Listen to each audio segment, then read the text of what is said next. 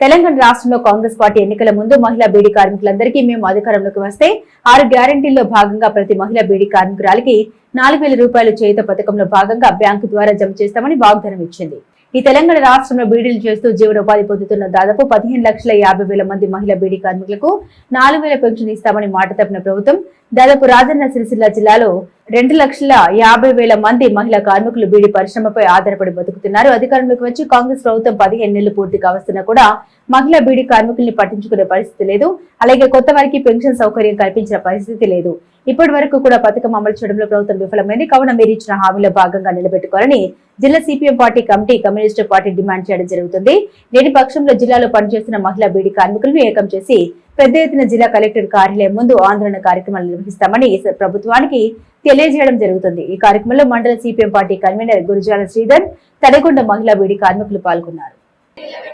ప్రభుత్వ నిర్లక్ష్య వైఖరి నశించాలి నశించాలి ప్రభుత్వ నిర్లక్ష్య వైఖరి నశించాలి నశించాలి వర్తిల్లాలి మహిళా బీడీ కార్మికుల ఐక్యత వర్తిల్లాలి మహిళా బీడీ కార్మికుల ఐక్యత 6 గ్యారంటీలో భాగంగా మహిళా బీడీ కార్మికులకు 4 ఈరోజు రాజన్న సిరిసిల్ల జిల్లా బోయిన్పల్లి మండలం తడగొండ గ్రామంలో సిపిఎం పార్టీ ఆధ్వర్యంలో మహిళా బీడీ కార్మికులచే ఇక్కడ తడగొండ గ్రామ పంచాయతీ కార్యదర్శి గారికి గౌరవనీయులు కార్యదర్శి గారికి వినతి పత్రం ఇవ్వడం జరిగింది.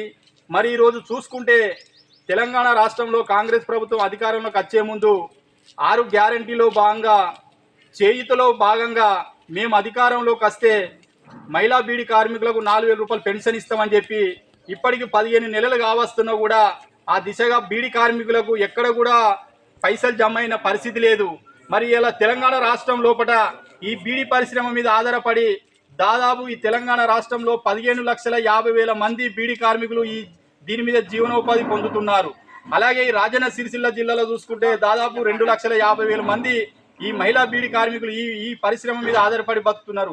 మరి అప్పుడు గవర్నమెంట్లకు వచ్చే ముందు పెద్ద వాగ్దానాలు చేసి మహిళా బీడీ కార్మికులకు మాట ఇచ్చి 4,000 రూపాయలు ఇస్తామని చెప్పి ఇప్పటికి కూడా అమలు నేర్చుకోకపోవడం అంటే మరి ఇలా ప్రభుత్వాల వైఖరి ఏ రకంగా అర్థం చేసుకోవాలనేది కూడా ఒకసారి ప్రజానీకం కూడా కార్మికులు కూడా అర్థం చేసుకోవాలి. మరి మీరు ఇచ్చిన గ్యారంటీ హామీని మీరే నిలబెట్టుకోకపోతే మరి భవిష్యత్తులో ప్రభుత్వాలను ఎలా నమ్ముతారని చెప్పి సందర్భంగా జిల్లా సిపిఎం పార్టీ పక్షాన ఈ కాంగ్రెస్ ప్రభుత్వాన్ని డిమాండ్ చేయడం జరుగుతుంది.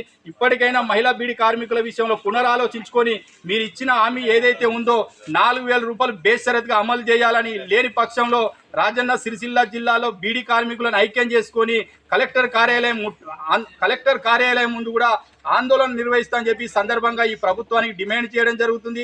ఇప్పటికైనా పాలకులు కనువిప్పు చేసుకొని మీరు ఇచ్చిన హామీ నిలబెట్టుకోకపోతే మాత్రం గత ప్రభుత్వానికి పట్టిన గత ఈ కాంగ్రెస్ ప్రభుత్వానికి పడుతుందని చెప్పి పెద్ద ఎత్తున కార్మిక లోకం పక్షాన ఈ ప్రభుత్వాలకు హెచ్చరికలు జారీ చేయడం జరుగుతుంది. జిందాబాద్ సిపిఎం, జిందాబాద్ సిపిఎం.